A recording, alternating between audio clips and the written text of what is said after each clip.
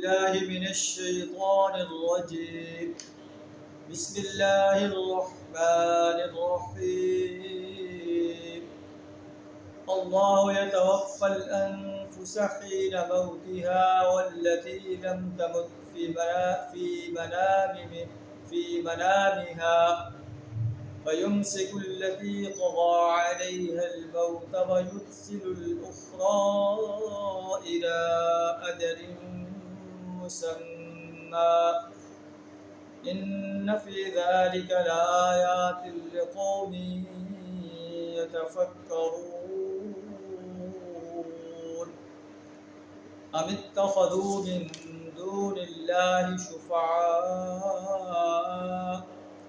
قل أولو كانوا لا يملكون شيئا ولا يعقلون قل لله الشفاعة جميعا له ملك السماوات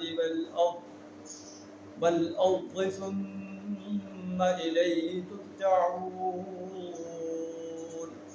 صدق اللہ العظیم. سورہ الزمر آیت نمبر 42 تا 44 آپ کے سامنے تلاوت کی. ان کا ترجمہ کچھ اس طرح ہے: اللہ یتوفی الانفس حین موتها، وہ اللہ ہی ہے جو موت کے وقت روحیں قبض کرتا ہے. والتی لم تمت فی منامها، اور جو بھی نہیں مرا ہے اس کی روح نیند میں قبض کر لیتا ہے. بعض کا ایسا انسان سویا ہے اور پھر اٹھ نہیں سکا، موت کے آغوش پہ چلا گیا. تو انسان کو چاہیے کہ جب وہ رات کو سو رہا ہے اللہ سے اپنے گناہوں کی معافی طلب کر کے سوئے، یا اللہ مجھے معاف فرمائے. معلوم نہیں کہ وہ صبح بیدار ہو سکے گا کہ نہیں ہو سکے گا.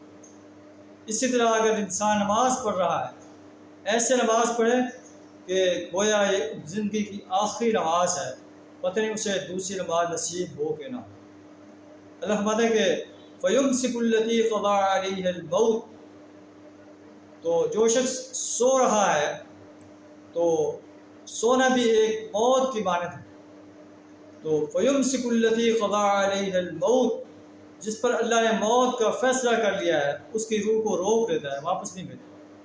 وَيُرْسِلُ الْأُخْرَى إِلَىٰ أَجَلٍ مُّسَمًّى، اور جس کی موت کا فیصلہ نہیں ہوا اسے ایک مدت مقررہ تک کے لیے بھیج دیتا ہے. ان فی ذلک لآیات لقوم یتفکرون، اس میں بڑی نشانیاں ہیں ان لوگوں کے لیے جو غور و فکر کرنے والے ہیں. ہم بھی اگر غور و فکر کریں تو جب ہم سوتے ہیں تو ہمیں پتہ نہیں ہوتا کہ ہم صبح بیدار ہو سکیں گے نہیں ہو سکیں گے.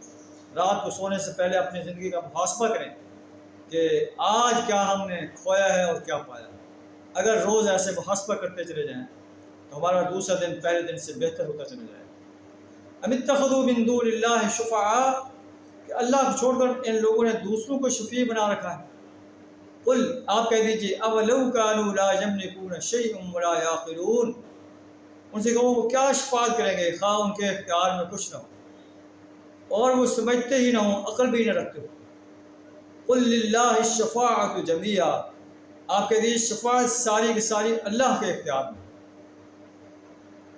لہ ملک السماوات والارض، آسمانوں و زمین کی بادشاہی اللہ کے لیے، اور اللہ کی اجازت کے بغیر کوئی سفارش نہیں کر سکتا. من ذا الذی یشفع عندہ الا باذنہ، کون ہے جو اس کی اجازت کے بغیر اس کے دربار میں سفارش کر سکے، اور سفارش بھی اسی کی کر سکے گا جس کے بارے میں اللہ سفارش سننا پسند کرے گا. ثم الیہ ترجعون، پھر تمہیں اسی اللہ کی طرف لوٹنا ہے، تمہیں اللہ کی طرف لوٹایا جائے گا. اللہ ہر فرد کو اپنی عدالت میں کھڑا کر کے اس کی زندگی کا حساب دے گا، ایک ایک لمحے کا حساب دے گا. جوانی کہاں گزاری، فرصت کے لمحات کہاں گزارے، صحت کے لمحات کہاں گزارے، مال کہاں سے کمایا کہاں خرچ کیا، اللہ کا باغی بن کر رہا یا اللہ کا مطیع فرمان بن کر رہا.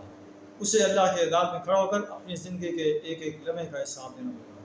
اللہ سے دعا ہمیں یوم حساب کے لیے تیاری کرنے کی توفیق عطا فرمائے، ہمارا حساب آسان فرمائے، اپنی رحمت سے ہمیں معاف فرما دے. وآخر دعوانا الحمد للہ رب العالمین.